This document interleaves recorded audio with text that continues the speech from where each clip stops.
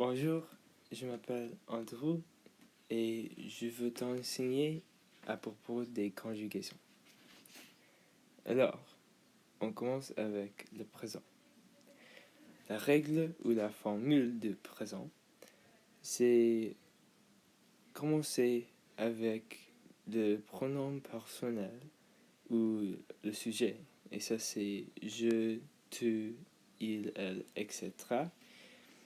Et puis, le verbe, comme parler, marcher, devenir. Et puis, la terminaison appropriée au présent. Ça, c'est ES, etc., etc. Et ça, c'est comment faire les irréguliers ici. Et les plus importants est avoir et être. Ces deux verbes, on utilise dans les autres temps. Alors, c'est important de savoir ces deux et de mémoriser. Alors, la traduction au présent est des choses comme I am, it is, we are. Par exemple, des verbes attendre et être. Au présent, c'est j'attends mon fils maintenant, il est en retard. Alors, on utilise le présent pour communiquer des choses qui arrivent dans le moment, au présent. Dans ces phrases ici, on peut voir qu'il dit I am waiting et he is late. Ces deux mots indiquent les actions dans le présent qui arrivent dans le moment. Un exemple est ici, on utilise faire et manquer pour les verbes. Alors au présent, je ne fais rien ce soir car mon ami me manque. I am not doing anything tonight because I miss my friend. I am not au présent because I miss au présent. Le passé composé, la règle, c'est le pronom. Tous les temps commencent avec le pronom, mais c'est important. Et puis l'auxiliaire, puis le verbe et finit avec la terminaison au participe passé. Alors, les auxiliaires est important. Les deux, avoir et être, au présent, sont des auxiliaires. Alors, les terminaisons, c'est très simple. C'est seulement le même pour chaque pronom ou sujet. Alors, la traduction. Le passé composé est pour décrire les événements qui étaient déjà réalisés dans le passé, mais pas les choses continuelles comme les sentiments ou des actions habituelles ou continuelles. Par exemple, this did happen, it occurred, it struck, etc. On utilise le passé composé et pas l'imparfait quand ces choses n'est pas continuelles ou habituelles. C'est juste une fois. Alors, par exemple, ici, une phrase avec frapper, commencer. J'ai l'auxiliaire frappé mon bras sur la table et il a commencé à saigner. I hit my arm on the table and it started to bleed. Hit, c'est une fois. Et started, il commence. Alors, une autre phrase, arriver et dire. Hier, quand je suis arrivé, auxiliaire, être, pour Vandertramp, arrivé chez Jacob, il m'a dit une centaine de choses. Yesterday, when I had arrived, c'est une fois, he told une fois, about 100 things.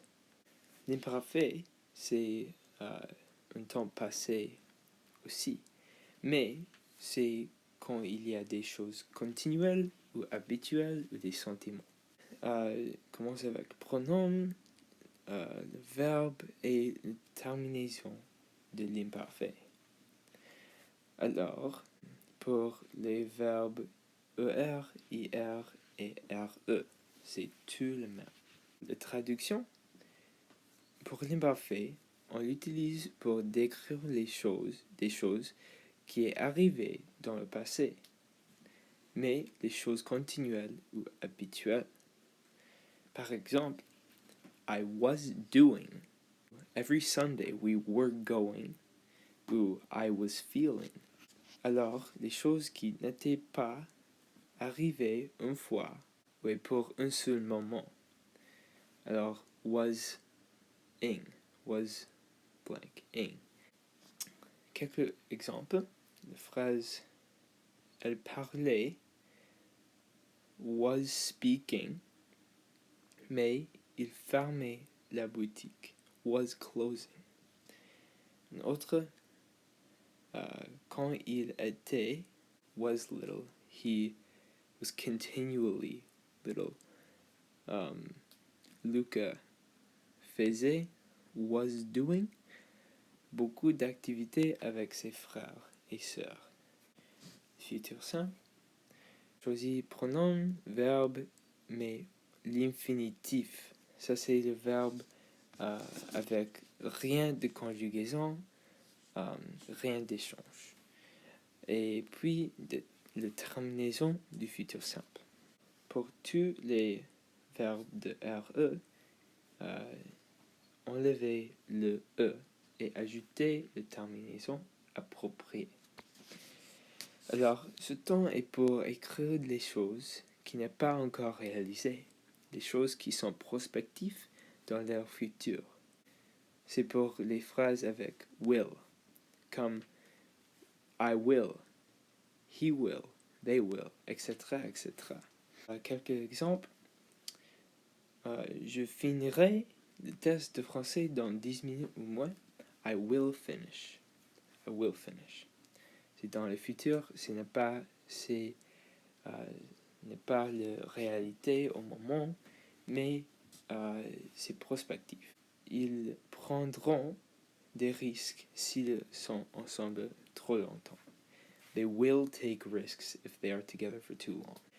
Le conditionnel, alors aussi au l'infinitif pour le verbe, mais pour les verbes de RE, vous devez enlever le E. Alors c'est le même de la future simple. Ici, enlever le E pour. Le conditionnel est pour décrire les choses qui est dépendant ou conditionnel sur une autre action ou situation. Alors, on dit le mot would avec cette conjugaison. Quelques exemples. Il est toujours nécessaire d'avoir le mot si dans les phrases conditionnelles car c'est conditionnel. Une action peut changer les autres. Alors, cette phrase ici, si Alexandre sentait bien, nous pourrions jouer au hockey. Alors, l'imparfait est toujours nécessaire pour avoir le conditionnel. Alors, la traduction, if Alexandre was feeling good, we would be able to play hockey. Une autre phrase, j'irai au cinéma avec toi si tu mangeais chez moi. I would have gone if you were eating at my place. Ça pourrait arriver si une action est satisfaite. C'est conditionnel. Ça, c'est pourquoi c'est le conditionnel. Le conditionnel intérieur ou passé. Alors, ici, il y a un auxiliaire. Ça, c'est important. Alors, c'est auxiliaire, ici, avoir et être. Mais c'est...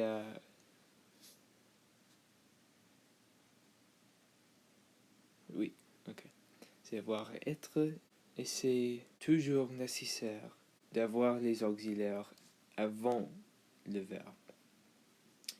La traduction pour le conditionnel intérieur est would have en anglais.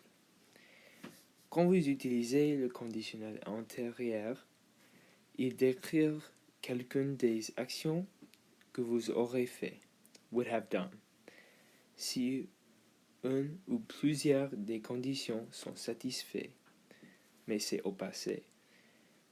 If blank happened, I would have blank. Alors ces deux sont toujours ensemble dans les phrases. C'est le conditionnel intérieur, would have blank, avec le plus que parfait, if blank happened. Un exemple, si mes amis avaient demandé une explication, j'aurais expliqué la situation. Alors, plus que parfait avec le conditionnel intérieur. C'est nécessaire d'avoir les deux ensemble, toujours. Une autre phrase, si mes amis m'avaient dit la vérité, je ne serais pas parti. If my friends had told me the truth, I would not have left. Et plus que parfait. Il y a un auxiliaire aussi pour ce temps, mais c'est différent. C'est aussi avoir et être, mais c'est juste différent. Alors, le plus que parfait est pour dire had blank. Par exemple, if this had happened, etc. Le plus que parfait est utilisé pour décrire les choses dans le passé qui est une action ou situation dans le passé qui n'a pas réalisé, et s'il était réalisé, ça pourrait changer le résultat d'une situation. Alors, si ça arrivait, il change ça. Alors, si les gens avaient écouté plus quand le prof parlait, ils auraient répondu. If the people had listened, they would have responded to the question. Aussi, vous auriez acheté les légumes au marché s'ils les avaient vendus. You would have gotten the vegetables at the store if they had sold them. Ok, merci. C'est la citation. Et j'espère que cette vidéo vous aide et que vous comprenez plus à propos de ces conjugaisons. Au revoir.